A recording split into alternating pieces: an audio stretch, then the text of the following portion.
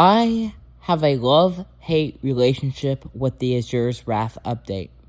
Hi, I'm Local44, I enjoy Forsaken, and I love sharing my opinions. Before I go any further, here's what I'll be talking about, and the timestamps for each topic appears in. If you would like to watch a specific part, skip to it. With that being out of the way, make sure to grab a snack, maybe some popcorn, a drink even, sit down, relax, and enjoy the upcoming video, because it is a doozy. Azure. Let's start off with the man himself, the guy the update was named after and made for, Aspen, Azure Wrath. If you watched my last video, which you should totally check out if you haven't already after this video is over, but to sum it up, my thoughts in that video, Azure makes you think you are in control when in actuality, you aren't. He is a zoner that relies on his sheer mechanical complexity and the survivor team not knowing how Azure works to be able to get lobby wipes. Azure forces the survivors to play hide and seek and gets hard countered by survivors who have an undetectable ability, especially an on-demand one, as they can prevent Azure from seeing their aura at all. With no reliant aura read or ability to track down survivors, Azure often finds himself wasting his time finding survivors, and with him not having a good burst damage opportunity, unless if he set it up earlier, he will really only have chip damage from plants and M1s to kill the survivors. Azure forces a fast-paced Forsaken gameplay into a slow hide-and-seek game, which just isn't fun. Overall, Azure is the most polarizing gameplay and is frustrating to play as and go against, and in general is frustrating. A lot of balance changes happened this update, so let's quickfire. The notable changes are as follows. Sentinel stacking now increases stun immunity time rather than the stun duration being decreased. All terror radiuses are 1.25 times larger. Invisibility now hides all particles. There's now a new stun immunity animation, which makes it much easier to see. All of these are great changes in my opinion. New Sentinel stacking change is way better since Sentinels seem to be starting to change to have shorter stuns. The new terror radius making it easier to find the killer / know where you're near killer, which is really nice if you're trying to find chase as survivor. Invisibility hiding particles is nice and was a much needed change. Check out a much shorter sword windup, but only gets 35 healing from Chicken now. And if he takes 5 damage instead of 10 while healing, his healing will cancel. Half Strip Mine no longer detonates through walls, but will hit through them. His mine now gives more subspace, weakness 5, while the killer is subspace, and the larger detonation radius. Taff also got a lot of stacking nerf, mainly to do with the tripwire. Overall, Taff finds herself in a much more support role for the team and finds himself as a much more annoying survivor. Thank God for the removal of through the wall detonations though. Slasher's Behead now does 25 damage. Gashing Wound maintains the hitbox size while in animation. Basically some quality of life, and I find it funny that Behead is still weaker than M1 damage-wise. 1x potential got nerfs across the board. The most notable are Entanglement stun scaling from 0.85 seconds to 1.25 seconds, depending on how far the survivor is. Mass Infection also lost its speed boost on release, but now is a bit faster to compensate. 1x still has a ton of issues. Nerfs and buffs won't fix him. To fix 1x, he actually needs to rework, not what happened in January. Charge now knocks the killer back depending on how long the guest charges for, but can get much better support ability. Guest can no longer follow up with an ability on a missed block. The killer no longer gets slowed whenever a parry window is open. Puncher also gets stacking nerfs, but gets a shorter cooldown by 5 seconds. Overall, I don't get why Guest got a minor buff, even if it's a slight buff, it is still a buff, when he's still extremely overtuned, and I would like him to continue getting nerfs, or just an overall rework. Splitskin now gives new priority hitbox over every survivor except Guest. This is a really nice change, and I'm really happy for this, as it makes Splitskin a much more support-oriented ability. Cursor mode now makes the clone have half of the lifespan of an aimless or pathfind clone. This is a much needed change because Cursor was only used for clone body blocking, and the short cooldown and for how long clone would be up would often make the killer not be able to get an M1 on 007 whenever he cloned mid-chase. There is now a spray detector that looks for a surface to make sure it is big enough to hold a spray. The devs also made it harder for V to slant her sprays, especially in beneficial spots.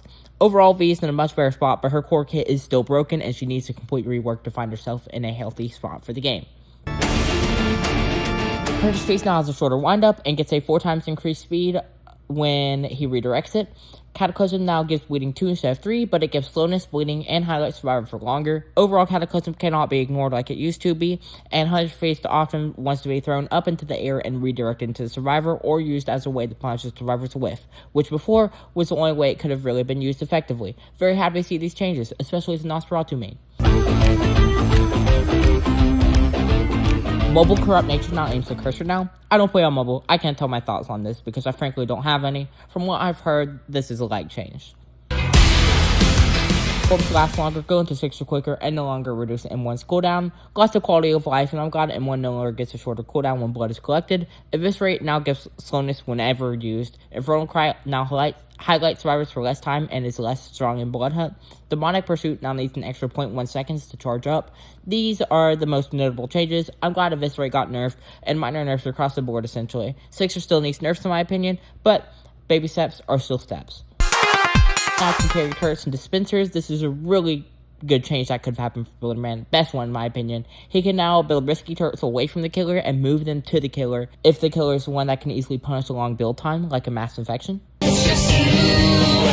Jane got some shadow point HP relating to stacking nerfs. The main changes are Jane can now apply resonance to killers who have stun immunity, but not while they're stunned. I'm a bit iffy on this change, but the new stun immunity changes do make it so Jane needs this change. So overall, I would like this if there wasn't a bug where she can apply resonance to the killer while they are stunned, even though in the patch notes state this is not intended. Elliot now has a max healing of 30 and has a shorter pizza throw cooldown. Whenever Elliot heals, his rush hour gets a charge to a max of 3. Using it on 1 charge will give speed 1, on 2, speed 3, or 3, speed 3. If he gets speed 2 or 3, he will get exhausted, which reduces his stamina gain and regen for a few seconds after rush hour ends. This makes Elliot a much more active support and much more reliant on generators and using rush hour to escape chase instead of prolonging it like it was before. 2-time no longer has a lunge when doing a normal stab. 2-time gets less ablation whenever doing anything other than a crouch stab. Can no longer get instant healing from stabs. 2-time now has to go to the ritual and use their new ability, Pray, to start draining ablation to heal themselves to a max of 50 HP. 2-time second life now has a max of 50 HP and cannot pray whenever they are in second life. Overall, 2-time is much more fragile and now wants to use stealth to gain ablation and trick stabs to maintain chase. This makes them much healthier for the game, and they have a reduced stun duration when they are not crouch stabbing, meaning they cannot get away with them just as easily as a crouch stab. Them not getting instant healing also makes them much healthier too, as they have to exit chase for that healing. As level 252 time, this makes them much more fun to play as, and good moments feel really high, while also making 2-time very punchable on whiff or mistake. In general, 2-time is much more reliant on comms.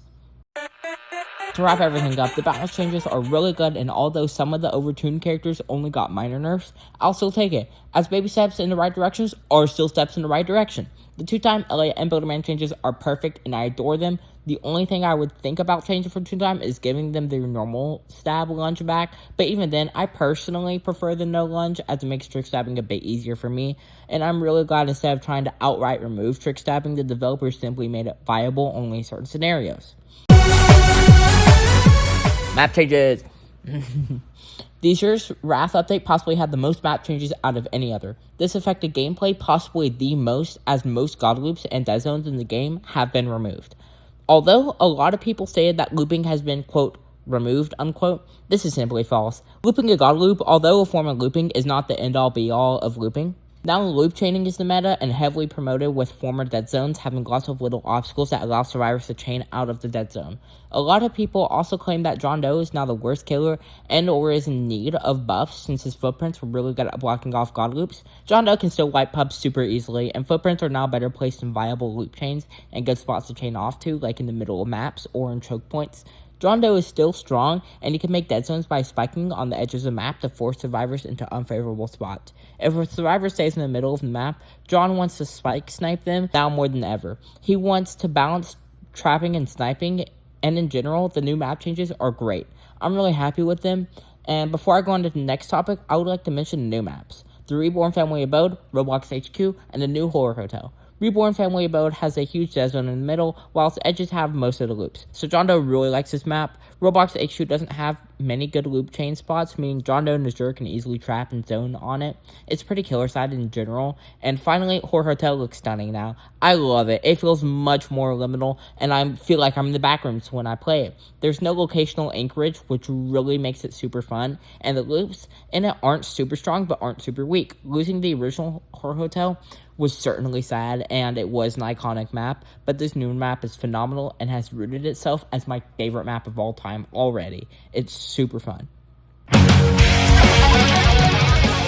With the introduction of Azure's Wrath update, a lot of players noticed that skins have a timer on them. The developer soon revealed that over 100 plus skins will be rotating out of the shop 2 weeks. This is to help reduce shop clutter and will eventually return. This obviously introduced a lot of controversy. When I started the update, I had over $20,000 and a lot of the soon-to-leave skins already. However, I spent all that money and had to get another $25K to get the rest of the skins, and I only had 2 weeks to do this. I am genuinely upset how they handled this rotation, and I think they should have announced this much earlier. I do find it interesting that the shop clutter is being cleaned up. I wish the devs would explain how skin rotations would work more, because this is something that I could either love a ton or actually despise, depending on how it's handled. New Milestones Lore! Oh goodness. Now, I'm going to be covering the Cool Kid and 007's milestones. If you want to hear about Azure's milestones and their lore, then I covered them in my previous video, which you can check in the description. Milestone 1. Firstly, I want to talk about Cool Kid. His Milestone 1 skin shows Cool Kid trying to either be a superhero or supervillain with his homemade outfit. This is most likely the costume he wore when he and 007 went on their Builder Brothers pizza raid. He also uses a cardboard sword for his firebrand. This seems to be him pre-Forsaken when he was still alive, and is simply just a memory. Another thing to note that his minions are rigs, and his Milestone 1 shows their torso being corrupted with the Cool Kid appearing on their torso.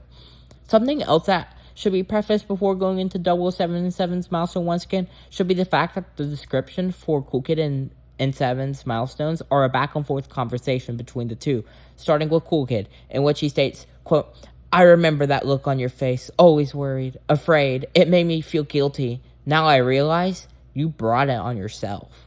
On to 007, his Smile 1 skin shows him in a bathrobe and bunny slippers. His render is notable as he's clearly stressed from single fatherhood, and it's clearly taking a toll on him. His description states, quote, you're wrong. I was scared because I cared. I carried all of that alone, and now you're punishing me for it?" 007 clearly felt overworked and underprepared for Cool Kid, while Cool Kid felt really guilty for his father's stress, even though 007 never blamed him for it. I'm assuming this conversation is happening between Milestone 4 and 7 and Cool Kid, as this is clearly an argument that is currently in its retrospective phase. Moving on to Milestone 2. Starting off with Cool Kid again, he wears a corrupted pizza uniform and still wears the cape from his Milestone 1 skin. He now holds a corrupted pizza cutter and in general seems to be a much edgier form of his Milestone 1 skin. Him growing out of the cartoonish face, kind of, and moving on to a much darker and edgier one. His rigs now have their head forced into a pizza box, and said head now has a face completely corrupted off. Timeline-wise, I would assume this is post-Forsaken, as Cool Kid has started to love killing and wants to haunt his victims and make them feel pain. This is also the milestone where his resentment towards 007 really starts to show itself, and I doubt this really took place pre-Forsaken because of that. His description states, and I quote, "Was it my fault you were always drowning in your misery, that I ended up like this, or did you need someone else to carry the blame for everything?" End quote. 007's Milestone 2 shows him with a zipped-up jacket, a huge backpack, and ripped jeans. One of his glasses lenses are corrupted by the Cool GUI. Something that I would really like to point out is the prevalence of the Cool GUI in both the first and second Milestone renders. 007 could very easily be fighting the temptation to use it, as he wants to give it up to be a better father for Cool Kid. Something else that should be noted is that Milestone 2's full render, we can see a semi-transparent Cool Kid and 007 presumably fighting people or shadows. These shadows could represent his temptations to use the GUI, his inner demons, or maybe someone else. He might have used the Cool GUI to successfully fight these shadows off, and it is maybe slowly corrupting him, like the Ice King's crown in Adventure Time. But we really just don't know, because these milestones and relating voice lines are the only lore we have gotten for N7 and Cool Kid since the retcon so far. Finally, 007's Milestone 2 description states, quote, I never wanted any of this. Every decision I made, every sacrifice was to keep you alive, even if you could never understand it, end quote.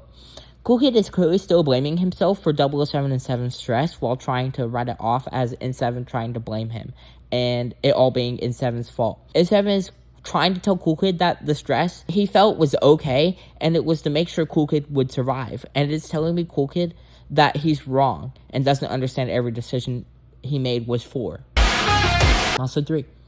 Cool Kid now uses a firebrand and has a hood with horns, one of them piercing 007 and 7's burger head. One of his eyes is covered by the @ symbol. Overall, this looks much more like Cool Kid's old Milestone 4 skin. Cool Kid also gains a new chase theme and some new, edgier voice lines. Something else that should be noted is that the rig lost a pizza box, but in return is much more corrupted than before. The render shows him commanding an army of these rigs with 007 and 7 trying to convince him otherwise. His description states, and I quote, "Everything I do is defined by your failures. Every step I take is swallowed by your pathetic shadow. I'm sick of you. I'm sick of you." End quote. 007 and 7 now gains a VR headset, wears a very dark zip-up tracksuit along with Robo-esque boots and gloves. His backpack now has an antenna, and his burger is much darker with the burger head being red. His render shows him surrounded by the cool GUI. Whether he has taken into his temptations to use it, he is in full power, being corrupted by it, or anything else is still unknown. His description states, "Haven't you already taken everything from me? How much must you strip away before there's nothing left to punish?" 007 and 7 is clearly in shambles and has nothing to lose. Cool Kid, on the other hand, resents his father by an extraordinary amount. He feels like the only reason he was taken in and raised by 007 and 7 was because in 7's shortcomings and failures. And Cool Kid's crutch, the Cool GUI, was made by his father. Everything he does, everything he makes is because of his father, and he hates that. He hates that he's still living in his father's shadow, even after death. Cool Kid is now decked out in the cool GUI and is covered by it. His face is completely made by the GUI. His rags are now completely corrupted and have a little GUI smile. Cool Kid's corrupt nature is now a corrupted sphere that is completely unstable. His firebrand is now Shadow GUI, only held together by a flame. His render shows him and his rigs with a bunch of GUIs in the background, showcasing everything that has led up to this moment and everything that is meaningful to Cool Kid. Also, in LMS, Cool Kid starts corrupting the map, and as it progresses, the map is covered by decals of Cool Kid. His description states, "I finally figured out what makes me happy here, Pops. Watching you hurt. Knowing I'm the reason. I never want that to end." 007 and 7's Milestone 4 takes away his VR and replaces it with a sleek black and red sunglasses. His head is now a screen with his hood completely covering it. He has new boots and knee pads, along with the circuits and his gloves being covered by a slicker black and red ones. He has a dark cerulean jacket on top of his zip-up.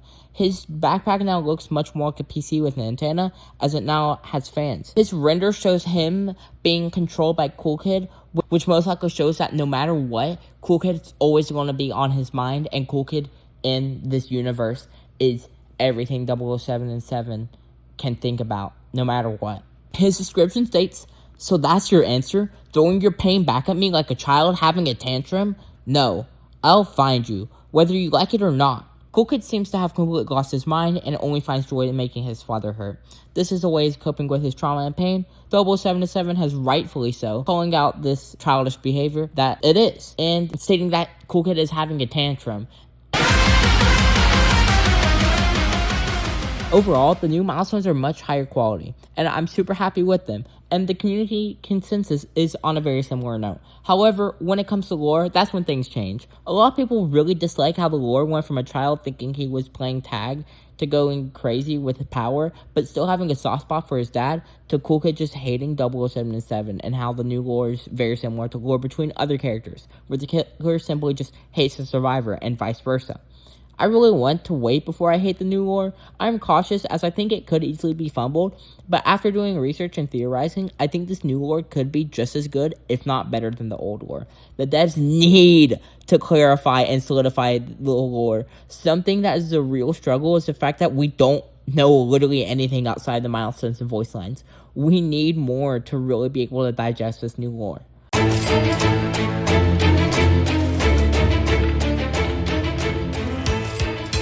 This update introduced 2 new game passes, the Emote Pack number 2 and the Azure Pack. Emote Pack 2 contains the Advertising, Thang, Remote Helper Bot, So Jolly, and no sturdy emotes, which you can see on screen now. The pack costs 149 Robux and is personally one of my favorite Robux purchases, simply because I just love the advertisement emote. The Thing emote also plays a remix of You and I, which I thought was pretty neat. Something else I was not expecting was the fact that this pack replaced the emote pack 1. I'm sure it said it was limited somewhere, but I was not expecting that. So make sure to get emote pack 2 before Leaders Lie if you would like any of these emotes. Moving on to the Azure pack, it contains Azure, a 12-hour XP booster, $2,500, and the exclusive Wasteland Azure skin and the exclusive Frigid Plains 2x skin, for a total of 749 Robux. This is the most expensive Game Pass alone, as VIP has gone on sale, while this one will most likely not be around long enough to go on sale. The 12-hour XP booster and the free XP boosters from the Opera GX campaign on top of the VIP and the 2x XP boost on launch allow people to level up quickly as Azure. Because of this, the devs gutted Azure's XP gain, and it is slower than the average killer right now. Something I would like to note about the exclusive skins is the fact they are based off of Roblox traders and rich kids from the 2019 to 2022 era. You know, Headless, the Flaming Horns, the Varsity Jacket, you know, the whole deal. 2Time also gets a cool custom diary for the skin.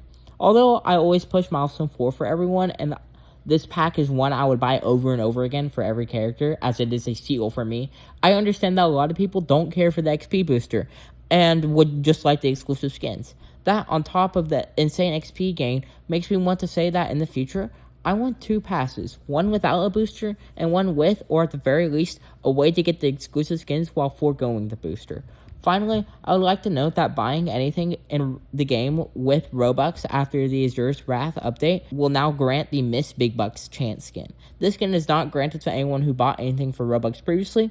This skin is one of my favorites simply because of its gun and shooting animation, simply just being a shotgun. In conclusion, overall, the Azure's Wrath update is one that I have a love-hate relationship with. There's so much to love, like the quality of life changes, the skins, the balance changes, the new map changes, and so much more. But oh my god, there is a lot I despise. I genuinely hate Azure's gameplay, and he needs changes. 007 and 7 and Cool Kids Lore is a really weird spot where we need more lore given to us because it's too similar to other characters' lore. In fact, a lot of the lore in this game is the same lore under a new font, with the killer hating the survivor and vice versa. I'm really excited for Leader of Lies, especially since the developers have claimed it will be the largest update ever. However, I really hope it goes back and revisits and completes a lot of the stuff that the Azure's Wrath and the One Fateful Day updates left unfinished and underbaked. Now, with all that being said, I would like to tell anyone who came this far to join the Discord server if you enjoy discussing Forsaken's balancing, want guides to all the characters in the game, including Azure, want to talk to me, need advice when it comes to gameplay, or would like to join this community. Make sure to like if you thought this was a good video, subscribe to see more from me, hit that notification bell, and make sure that YouTube lets you know when I make more. Comment if you have any questions, comments, concerns, corrections, or the like. And if you're on mobile, hit the hype button if it is there, as there's a super like that shoots my video into the algorithm. Thanks for tuning into the Local 404. One out.